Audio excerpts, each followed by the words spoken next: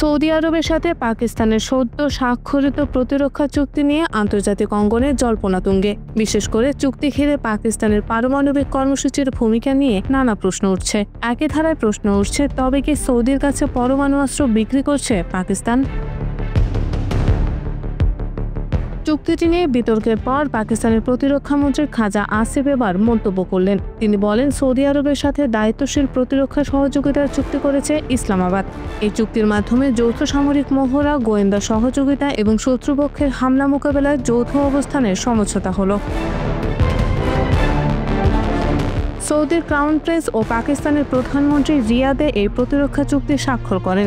এতে বলা হয়েছে, যে কোনো এক দেশের উপর হামলা হলে সেটি উভয় দেশের বিরুদ্ধে হামলা হিসেবে বিবেচিত হবে। যৌথ সামরিক মহড়া ও গোয়েন্দা সহযোগিতা এই চুক্তির গুরুত্বপূর্ণ অংশ।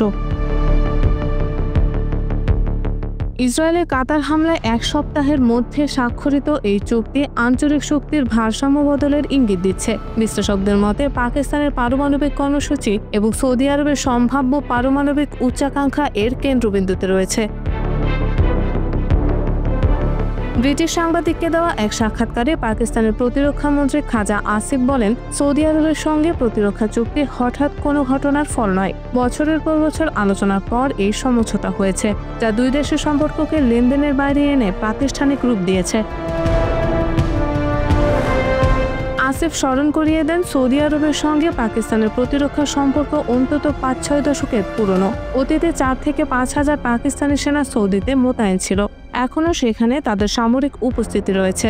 তিনি বলেন, দুই দেশের প্রতিরক্ষা সহযোগিতার নতুন কিছু নয়, বরং এটি দীর্ঘদিনের ঐতিহ্য। পারমাণবিক চুক্তির বিষয়ে বিস্তারিত জানতে অস্বীকৃতি জানিয়ে তিনি বলেন, এ ধরনের প্রতিরক্ষা সমঝোতা প্রকাশ্যে খোলাসা করার বিষয় নয়। বিশ্বজুড়ে নানা জল্পনা থাকলেও তার অবস্থান স্পষ্ট। পাকিস্তান পারমাণবিক শক্তি নিয়ে দায়িত্বশীল। কোনো অবস্থাতেই অস্ত্র বিক্রি বা হস্তান্তর করা হবে না। বিশেষজ্ঞরা মনে করেন, এই চুক্তি মধ্যপ্রাচ্যের শক্তির ভারসাম্য পাল্টে দিতে পারে। ইরান ইসরায়েল উত্তেজনা, মার্কিন প্রভাব এবং চীনের ক্রমবর্ধমান ভূমিকার মধ্যেই পাকিস্তান ও সৌদি আরবের ঘনিষ্ঠতা নতুন ভূরাজনৈতিক সমীকরণ তৈরি করেছে। এনপিটিতে স্বাক্ষর না করায় পাকিস্তানের অস্ত্রাগার নিয়েও নতুন করে আলোচনা শুরু হয়েছে।